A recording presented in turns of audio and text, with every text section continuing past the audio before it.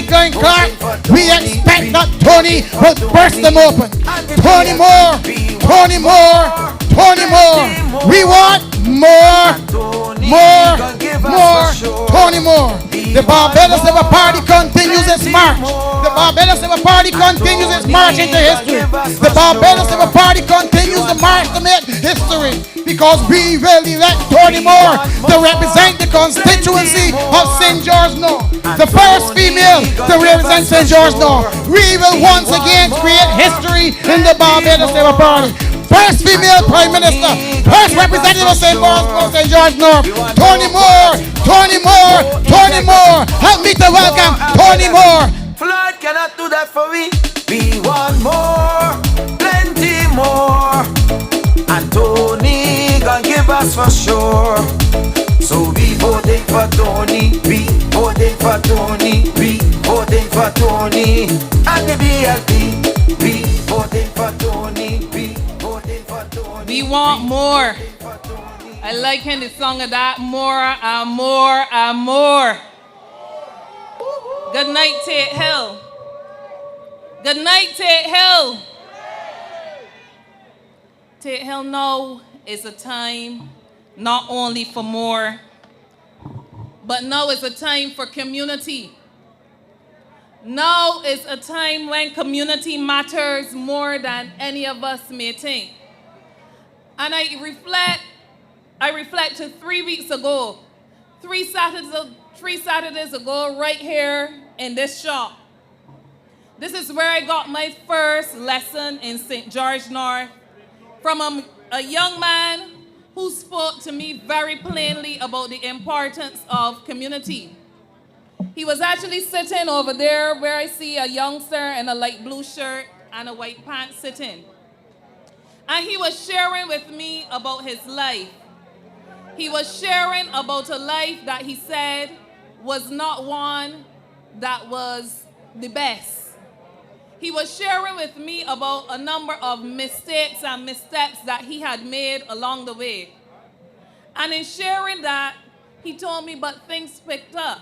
I can report a better life right now because I had people around me who did not give up on me. I had family members who were not content to see me going down a wrong path, but who worked with me to make me into the young man I am now. And he was telling me a story about his life.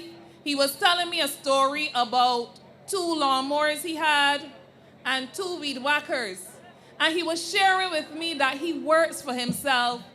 And sometimes when he has excess work, he uses his equipment, he uses his vehicle to help other young men to make $1, other young men in his community. He said to me, you see, Toni, men don't just line because they want to line.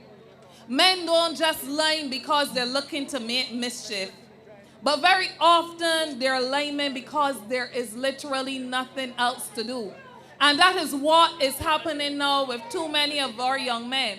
So when you become the representative for this area, I want you to be able to sit down and have a discussion with me and other like-minded young men and women concerning what we are going to do to develop our young people. He was saying to me that our young people are not looking for handouts, and he made a suggestion, even if it is giving them a piece of equipment that they can earn a living for themselves, and in the process of earning a living, they can be beautifying our community. He pointed to the overgrown roads. He pointed to the drains that need cleaning. Just allocate a space for us to maintain, but provide opportunity. And I start there with that example and that lesson of community that was given to me from a youngster from whom you wouldn't suspect it, you wouldn't expect it. And he was recognizing that community must mean something. He was recognizing that community means that you are going to be bigger than yourself. It is not about me anymore. It is not about the individual anymore, but it is about the collective. He was recognizing that community requires some things from us. It requires us to invest our time. It requires us to invest our energy. It requires us to invest our talents into a collective vision that is not about ourselves, but developing people, developing our neighbors, developing those around us. He was recognizing, and he didn't even realize what he was saying to me, but this is what I was receiving from him, that now is a time more than ever that we must pull together for each other. He was recognizing that the forces that unite us and the forces that must bring us together are more than those forces that drive us apart. He was recognizing that Barbados is at a place where our transformation and our capacity to build back better for the future we want, the future we want for our children, the future we want for our children's children, that those forces were stronger than the need for any of us to take a chance exercising a vote just simply because we want to try something else, or just simply to give someone a chance. In this COVID-19 environment, we must support each other to stay safe. We must support each other to stay safe, to stay healthy, to stay well, to keep our heads above water. We must be our brother's keeper. Today in church, that was reiterated over at St. Augustine. That holiness is about love. It is about showing concern for our neighbor. And it's not only important to love God and think that we are holy, but we must love our neighbor as we love ourselves. Community matters. And as a community, therefore, I have been speaking to you on a number of different platforms, and I've been saying to you that now is a time that all of us need to be vigilant.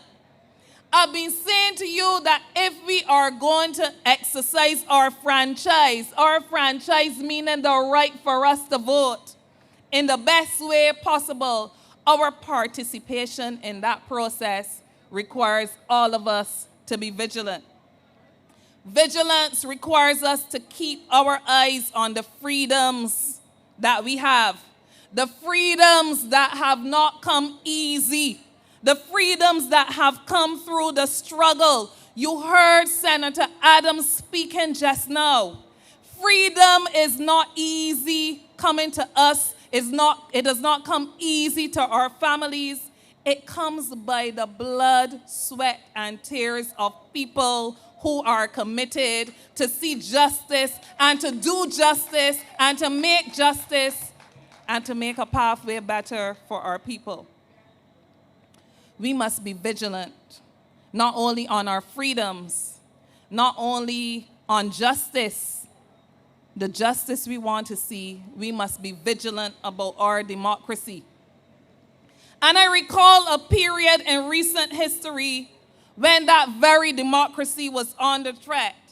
I recall that period because as a trade unionist that was starting off young in my time as General Secretary, I wanted to speak up for workers' rights. I wanted to speak up for justice. I wanted to speak up for improved conditions. But at every turn, I kept getting this knock, kick, pushed out of the way, and not physically, but by demonstration of a government that refused to accept the right of its people to exercise their democracy. I know what it is to be disregarded as the voice of working people. I know what it is to be dismissed as one who wants to burn calories. I look like somebody that needs to burn calories. But that was the dismissal that I received. Don't mind them. They only want to walk up and down to burn calories.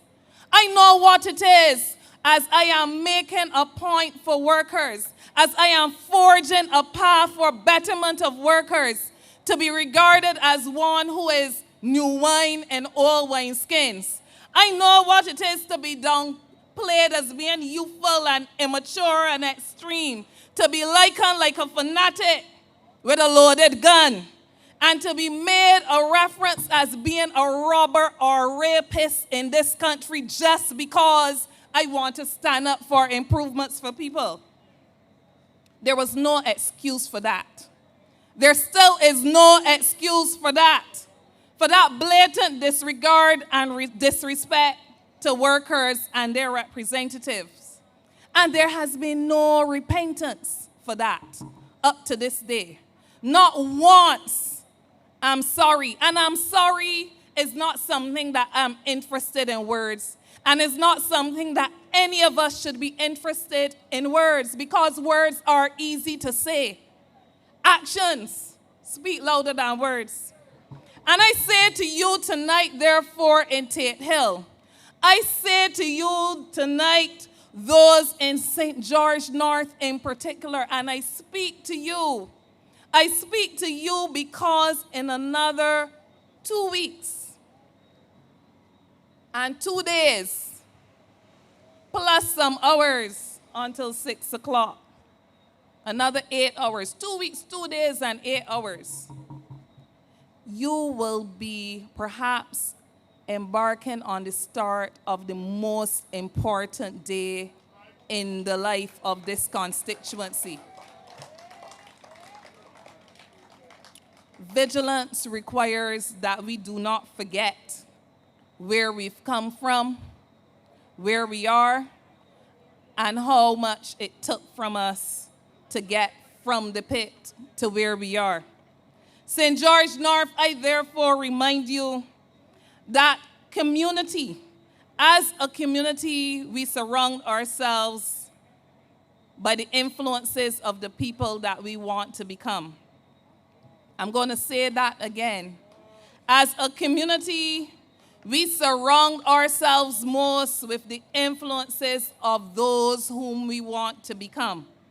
There is a quote that I came across recently that says, you are the average of the 5 people that you spend the most of your time with. And I want all of us to examine that for ourselves. Take out our family, put our family one side. You are the average of the 5 people that you spend the most of your time with. Politically, for the last 3 weeks, I have been surrounding myself with more than 5 people at a time for most of the day, anyhow. But I have been surrounding myself with people whose task it was for the last 29 months to rebuild this country.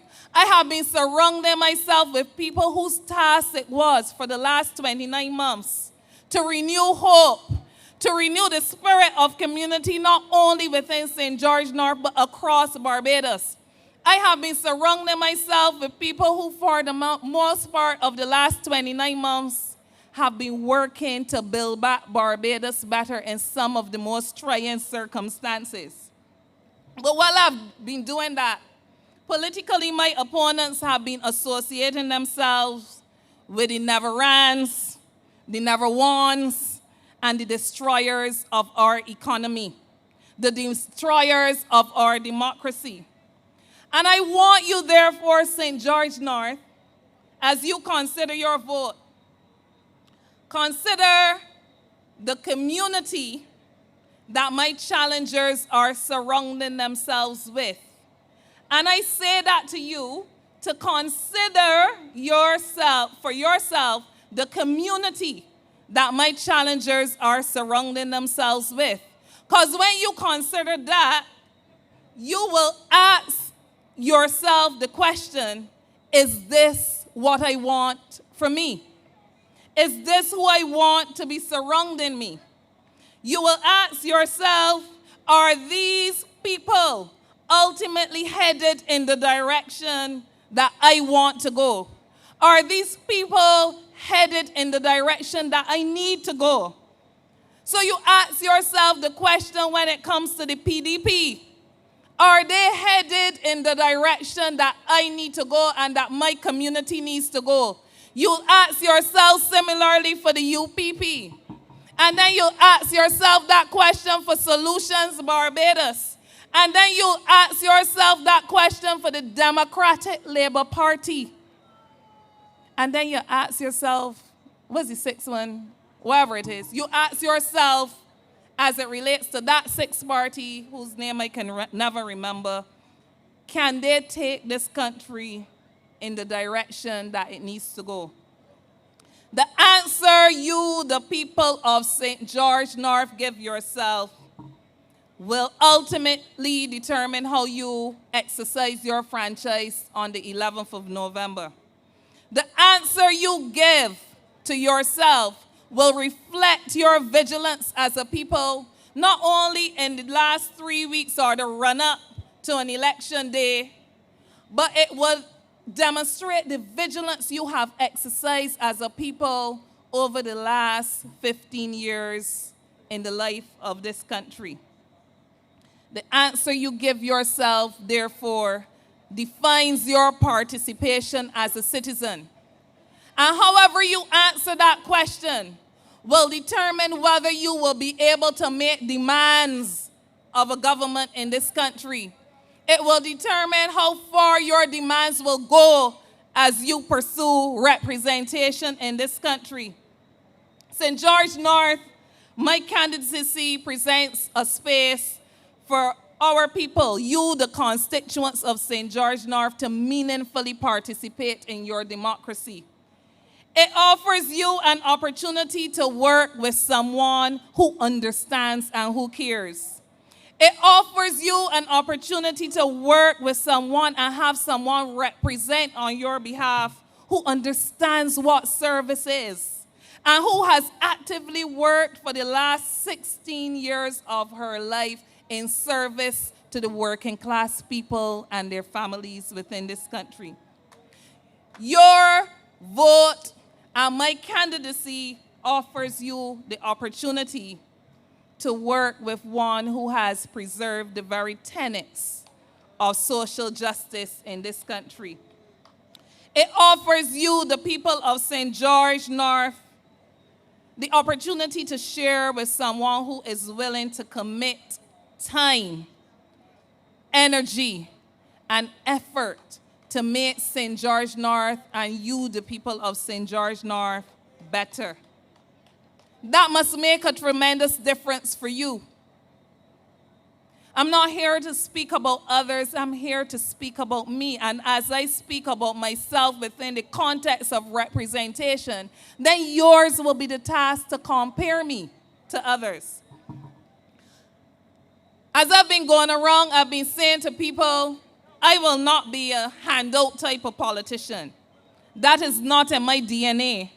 But I will challenge you, the people of St. George North, and I will work with you, the people of St. George North, to be the best version of yourself. The best version of our people is not a people that want handouts. There are people who want to learn, people who want to earn, people who want to develop themselves so that they can make a contribution not only for themselves, for their families, and for others who are dependent on them. So through solid mentorship and with the commitment to you, the people of St. George North, who are ready to give back, we are going to ensure that our constituents can be surrounded with 5 people at least, and even more than 5 people who will spend time with them, pursuing the same kinds of goals and dreams that they want to achieve. Concerning my representation, I am not only speaking to you, therefore, in terms of macro-level policies relating to agriculture. I am not speaking to you only in terms of business development policies. I am not only speaking to you in terms of sports development. But on the note of sports development, that is important too. And I want you to know, for those of you who have to travel down towards the church bottom on your way home, I want you to put some bright lights onto the field, and you will see a pavilion that was neglected for 10 years. You will see that old structure has been knocked down in preparation for a new structure to be built up, a larger structure that also will have facilities for hard courts. My representation will continue in the vein that I have been representing as a trade unionist. My representation, therefore, will continue to address the disparities in education, in our health sector, in our economy. It will continue to address inequalities in nutrition. We focus so much on education without understanding, without our people being fed. Unless children can be fed, they can't learn. My representation will continue to address access to technology, mental wellness, physical wellness, spiritual wellness, and access to social justice. St. George North, what am I saying to you? I will tackle the less controversial issues and the bigger issues as well, so that the issues of road repairs and street lights and care for the elderly, all of these are all embracing issues that a representative must be interested in. So when you come with a 10-point plan or a 15-point plan, it cannot just be about those issues that scratch the surface. But we must address the issues at the very core of enfranchisement of our people.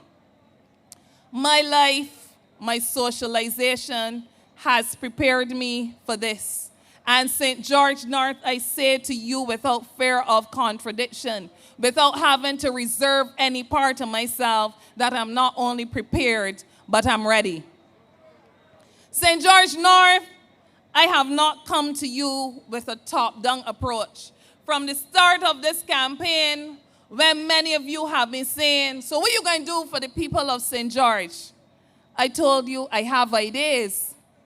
And I shared some of those ideas with you. I shared some of those ideas with you as I met with you one-on-one.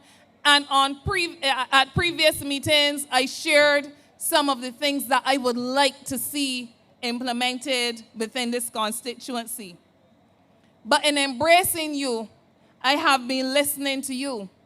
And many of you understand well, and I understand why so many of you are out here. And I know that not everybody is from St. George North, but a large majority of people out here I recognize from houses that I have knocked on within St. George North, and already you are speaking to me in familiar terms. Yeah, Toni, and I know why. Because you recognize that although I did not commit a single promise to any of you, I listened and already you are seeing responses. And I guarantee you that that will not change after an election. I do not have to wait until after an election to do it, because this is who I am, and that is what I am about.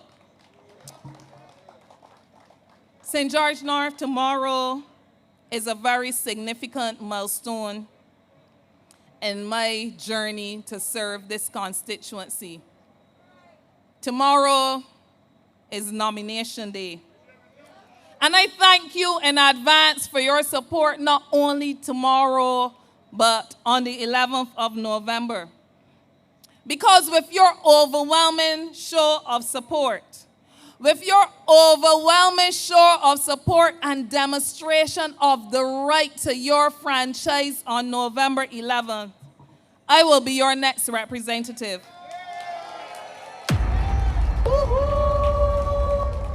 I'll be your next representative, and I will be offering you, the good people of St. George, many years of outstanding service. St. George North, workers of Barbados, working men and women and your families, I want you, as I prepare to leave this platform, I always leave you with the message. And I ask you only to reflect on everything that I've said. And if there's anything that has missed you, and I speak very slowly and very deliberately, I want you to revisit it. And I want you to analyze from yourself that beyond the words and below the words, there is a serious passion and a commitment to serve people. And I'm going to serve you. and I'm going to serve with you because I believe that ideas will not only be generated from me, ideas will not only be generated by the people here in front of me that I have assigned the task of being my eyes and my ears and my hands and my feet within this constituency. But as we take this journey together, it will be a journey of learning, it will be a journey of love, it will be a journey of commitment, and it will be a journey of developing Barbados and making Barbados the best island in the Caribbean, the best country in the world, among the best people that one can ever want to serve. I thank you tonight. Good night, St. George North. Good night, Barbados Workers Union family. Good night, workers of Barbados. Good night, Barbados Labour Party, and God bless. So we voting for Toni, we voting for